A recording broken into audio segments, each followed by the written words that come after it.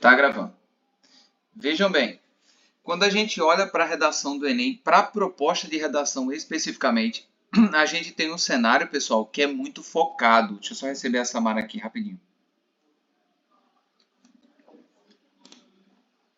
Boa noite, Samara. Eu comecei agora, mas essa aula vai ficar gravada, tá bom? Depois eu coloco lá nos grupos. Voltando para cá, pessoal. Prestem bem atenção. Toda vez que vocês se depararem com um tema do Enem, sejam diferentes da maioria. Como assim diferentes da maioria? Percebam que o Enem, quando construiu a sua proposta de redação, ele levou em consideração um critério. Que critério é esse? O critério da universalização, certo? Só que esse critério, na verdade, ele se materializa no tema. E muita gente não percebe como ele se materializa. Então, veja bem, o texto 1, antes disso, a frase tema, tá?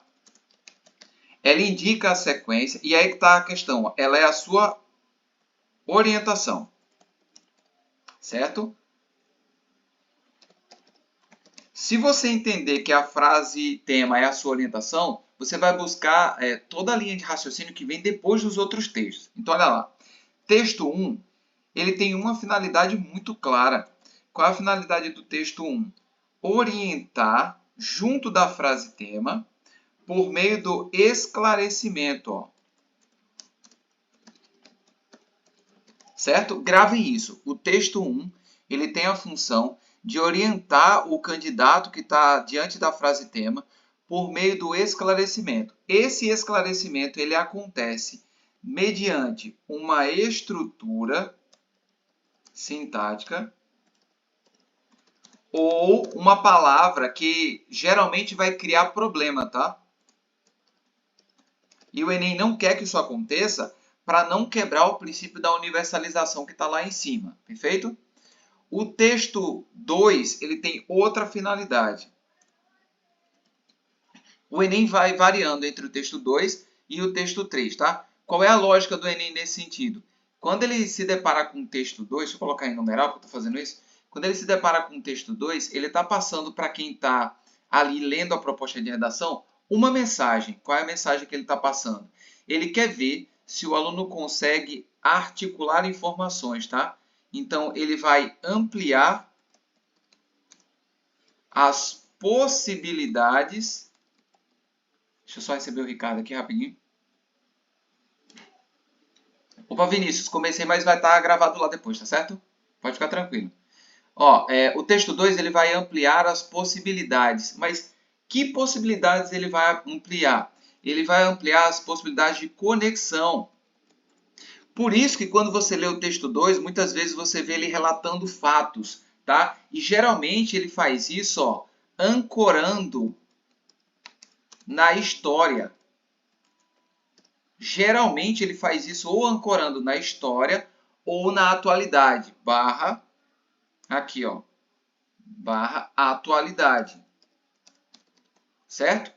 É uma sequência didática de quem formula a proposta de redação do Enem e o aluno que está ali para fazer a redação, ele precisa saber disso. O texto 3, ele tem uma finalidade muito clara, tá? Qual é a finalidade dele?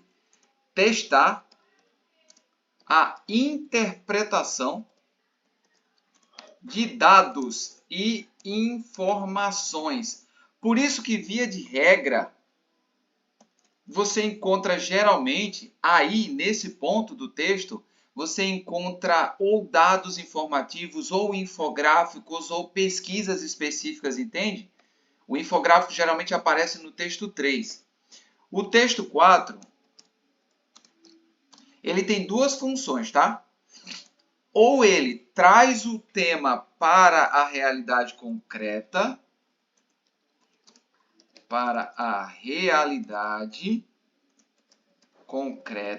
ou auxilia na intervenção. Isso é de praxe, tá, pessoal? Agora, Diego, toda vez vai acontecer isso? Ou uma coisa ou outra, tá?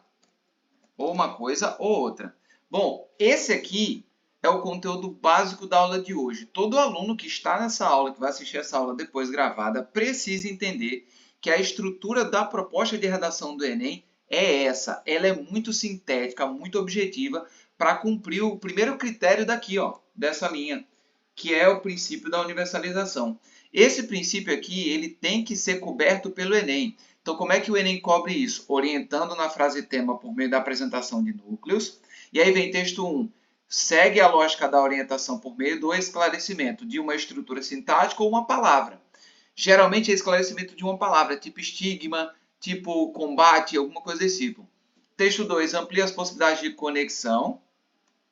Tá? Como assim, Diego? Com conhecimentos da história e da atualidade. Ele faz isso propositalmente, tá? Ancorando na história, atualidade. O 3, testa a interpretação de dados e informações, ou seja, você tem que ser capaz de ler o dado objetivo que está lá, o quadro, o infográfico, qualquer um que seja, e tem que ser capaz de fazer articulações entre o que aqueles dados estão fornecendo e o teu conhecimento das várias áreas do conhecimento, tá? O conhecimento cultural. Se você sabe disso, você já vai ler buscando essas coisas nos textos. Eu vou já mostrar aqui para vocês como é que isso funciona, tá certo? E o texto 4, por última, o texto 4 aqui, na sua função, ele cumpre a ideia de concretizar, né, a realidade do tema ou auxilia você na intervenção. Esses são especificamente os 6 elementos usados para fazer os textos de base do Enem e criar a frase tema. Perfeito? Tá, Diego, isso aqui é na teoria. Agora vamos à prática. Bom, quando eu falei para vocês que há um núcleo específico de onde o tema é retirado, o núcleo que eu acredito ser